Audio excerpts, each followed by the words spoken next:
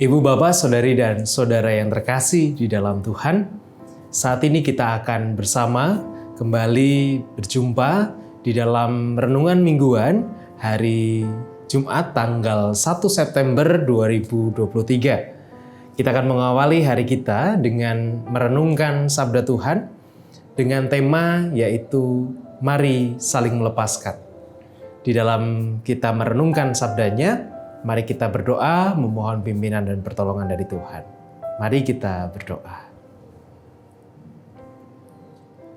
Tuhan, kami bersyukur untuk setiap hal berkat anugerah yang senantiasa kami rasakan dan terus kami rasakan kelimpahannya dalam kehidupan kami. Dan saat ini Tuhan, kami bersama hendak mendengarkan sabda-Mu, hendak merenungkan firman-Mu sebagai tuntunan, sebagai tongkat di dalam kami berjalan melalui hari-hari kami. Kami menyerahkan Tuhan untuk perenungan kami pada saat ini.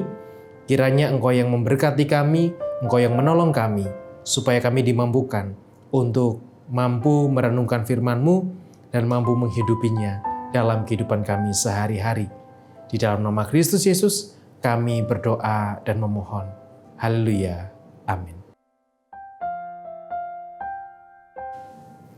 Sabda Tuhan yang akan kita renungkan bersama pada saat ini tertulis di dalam kitab Keluaran pasalnya yang ketiga, ayat 16 sampai dengan ayat 22. Keluaran pasal 3, ayat 16 sampai dengan ayat 22. Yang demikian sabda Tuhan. Pergilah, kumpulkanlah para tua-tua Israel dan katakanlah kepada mereka, Tuhan, Allah nenek moyangmu, Allah Abraham, Iskak dan Yakub telah menampakkan diri kepadaku serta berfirman, Aku sudah mengindahkan kamu juga apa yang dilakukan kepadamu di Mesir.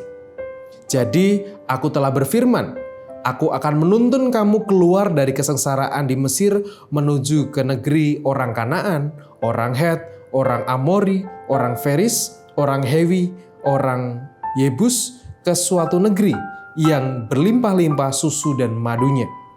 Dan bila mana mereka mendengarkan perkataanmu, maka engkau harus beserta para tua-tua Israel pergi kepada Raja Mesir, dan kamu harus berkata kepadanya, Tuhan, Allah orang Ibrani telah menemui kami. Oleh sebab itu, izinkanlah kiranya kami pergi ke padang gurun 3 hari perjalanan jauhnya untuk mempersembahkan korban kepada Tuhan Allah kami. Tetapi aku tahu bahwa Raja Mesir tidak akan membiarkan kamu pergi, kecuali dipaksa oleh tangan yang kuat. Tetapi aku akan mengacungkan tanganku dan memukul Mesir dengan segala perbuatan yang ajaib yang akan kulakukan di tengah-tengahnya. Sesudah itu, ia akan membiarkan kamu pergi. Dan aku akan membuat orang Mesir bermurah hati terhadap bangsa ini, sehingga apabila kamu pergi, kamu tidak pergi dengan tangan hampa. Tetapi tiap-tiap perempuan harus meminta dari tetangganya dan dari perempuan yang tinggal di rumahnya barang-barang perak dan emas dan kain-kain yang akan kamu kenakan kepada anak-anakmu lelaki dan perempuan. Demikianlah kamu akan merampasi orang Mesir itu. Demikianlah pembacaan sabda Tuhan. Yang berbahagia ialah setiap orang yang dengan setia merenungkan serta memeliharanya. Haleluya. Amin. Pernahkah Anda mengalami satu ketertekanan atau satu penindasan, satu penekanan dari orang-orang di sekitar Anda? Atau pernahkah Anda mengalami mungkin menjadi karyawan, menjadi bekerja di satu perusahaan, tetapi di dalam perusahaan tersebut atau di tempat kerja yang Anda alami atau panjenengan alami, itu kemudian Anda merasa bahwa sistemnya itu, wah ini sistemnya nggak enak sekali, ini bosnya nggak bener nih, kita terus ditekan, kita terus dipres, kita kemudian terus ditekan terus, ditindas terus, sehingga kita tidak merasa nyaman di sana. Kerjaannya dibanyakin, kita punya banyak pekerjaan, tetapi mungkin imbalan yang kita dapatkan tidak sesuai. Atau kemudian kita terpaksa menjalani itu karena ya mau di mana lagi kalau saya nggak bekerja di sini. Tetapi sejatinya Anda tidak merasakan kenyamanan, tidak merasakan bahwa panjenengan itu bekerja dengan lepas di sana.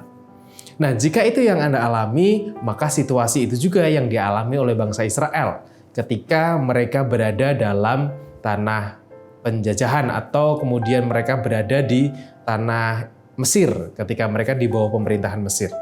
Nah, apa yang dialami oleh bangsa Israel pada waktu itu mungkin bagi beberapa orang bangsa Israel, mereka mungkin merasakan senang. Kenapa senang? Karena mereka punya kenyamanan, mereka punya tempat tinggal, mereka bisa makan, mereka bisa minum. Meskipun mungkin dalam kehidupan mereka, itu mereka punya ketertekanan sendiri. Mereka tidak bebas menjalani kehidupannya karena mereka adalah seorang yang asing di bangsa Mesir. Sedangkan orang asing itu bukanlah predik atau status yang menyenangkan karena dia juga tidak punya banyak hak di sana untuk bisa menjalani kehidupannya dengan bebas. Menanggapi situasi itu, melihat situasi yang menekan bangsa Israel pada waktu itu, Tuhan kemudian mengutus Musa untuk kemudian datang membebaskan mereka dan mengumpulkan orang-orang atau tua-tua begitu untuk dalam rangka membebaskan bangsa Israel itu dari ketertindasan, membebaskan bangsa Israel itu dari penjajahan yang mereka rasakan di sana, ketertekanan yang mereka rasakan selama di Mesir. Tapi kemudian dalam peristiwanya Yesus juga atau Tuhan juga tahu, bukan Yesus tapi Tuhan juga tahu, Tuhan Allah tahu bahwa Firaun ini tidak akan mungkin dengan gampang membebaskan para tahanannya atau orang-orang Israel itu. Tapi kemudian kalau dalam teks-teks yang lain kita tahu bagaimana kelanjutan tentang kisah pembebasan bangsa Israel ini dari tanah Mesir. Tetapi yang menarik adalah bahwa Tuhan Allah tidak pernah mentolerir atau Tuhan Allah tidak pernah bertoleransi terhadap penindasan. Tuhan tidak merestui adanya penindasan dan Tuhan tidak menginginkan siapapun ditindas oleh siapapun. Hal ini tentu yang menjadi satu nilai menarik yang harus kita pelajari, yang harus kita hidupi dalam kehidupan kita. Kalau tadi di awal saya tanyakan, pernahkah kita merasa tertekan di tempat kerja kita dan sebagainya? Tentu kita sudah pernah mengalami bagaimana rasanya ditekan, bagaimana rasanya mungkin diberikan upah tidak sesuai dengan tanggungan pekerjaan dan lain sebagainya. Jika kita mungkin pernah mengalami dalam situasi itu, maka satu refleksi yang juga harus kita dapatkan juga di dalam teks yang kita baca pada saat ini adalah jangan pernah juga untuk menindas orang lain. Jangan pernah untuk menekan orang lain dalam keadaan apapun atau siapapun mereka, kita tidak berhak untuk memberikan tekanan, untuk memberikan penindasan kepada mereka.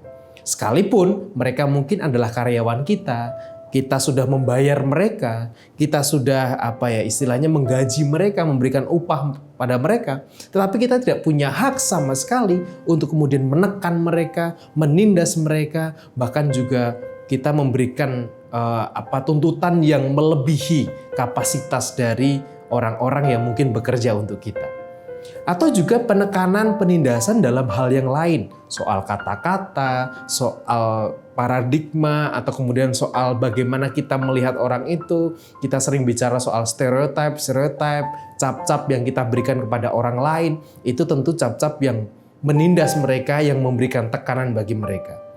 Tuhan Allah tidak pernah membiarkan siapapun menindas siapapun. Demikian juga dengan kita, Tuhan pun juga tidak berkenan jikalau kita juga menghadirkan penindasan dan tekanan bagi orang lain.